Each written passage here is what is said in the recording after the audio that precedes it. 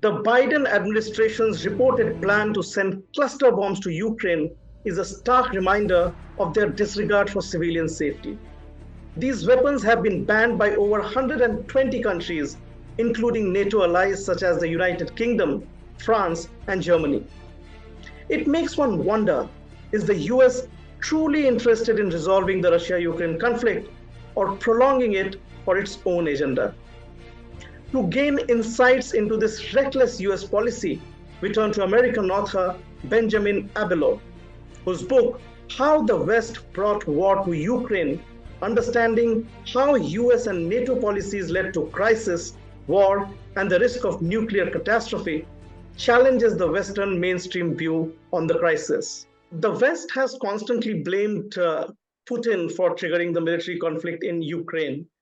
You are among the few Americans who do not agree with that view, as evident by the title of your book. What made you convinced that it is the West that is responsible for this war in Ukraine? Yes, I would say ultimately responsible. I mean, I think all parties, to the extent that they have some free will and have some agency, contributed.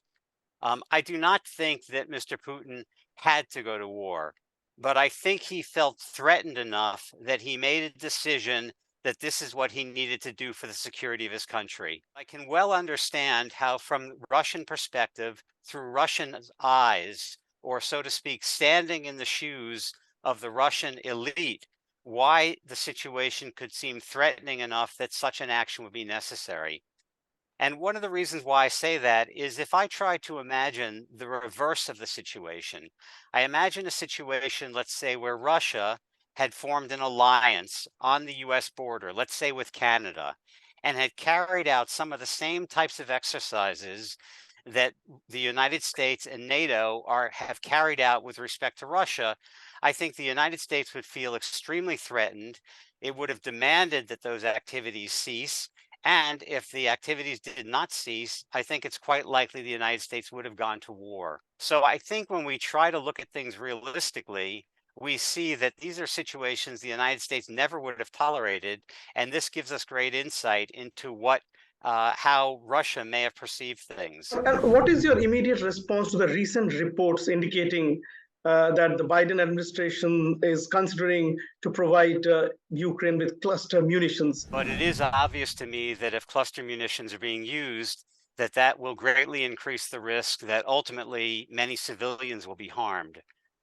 So this is obviously a maneuver that will ultimately harm Ukrainian civilians. Now, I think the reason for this is that the West and the United States seem to be running out of artillery, and that they are trying to use this to make up the gap. And I see this as just one more step in a process that is ultimately destroying Ukraine.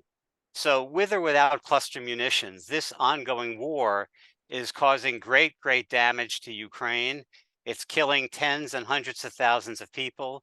It's destroying the country economically. It's destroying the infrastructure. And it may ultimately lead to the cessation of Ukraine as a functioning society.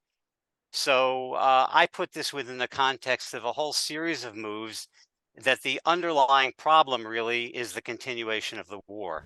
Does part of the blame also lie on Washington's European allies, many of whom seem to privately disagree with the US NATO's muscular approach in the conflict, but are unable to put up any meaningful resistance?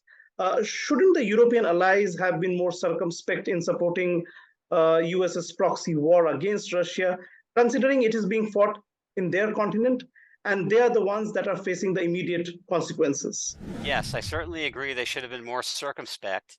And I would go further. I would say that they should have had more intelligence, more independence, more integrity, more boldness, and more courage. I think in every respect they have failed. There's a kind of real cowardice. They are acting like they're vassals of the US as opposed to independent powers, independent men and women and human beings who can make their own decisions. As a result, they've greatly contributed to this crisis.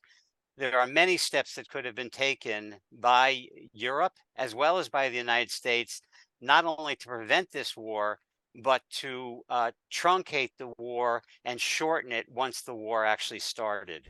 Do you think the West has any end game in mind on this conflict, or do they just want to prolong this conflict and, as they say, that fight until the last Ukrainian and just bleed Russia? I prefer to draw a very clear distinction between the objectives or the interests of a small foreign policy elite in Washington and the 340 million American citizens. Now, those citizens, their interest is in ending this war quickly. What I see right now is a continuation within the Washington and European foreign policy elite, an attempt to weaken and even impose a strategic defeat on Russia, as opposed to seeing that as a very unlikely possibility and one that will only prolong the war.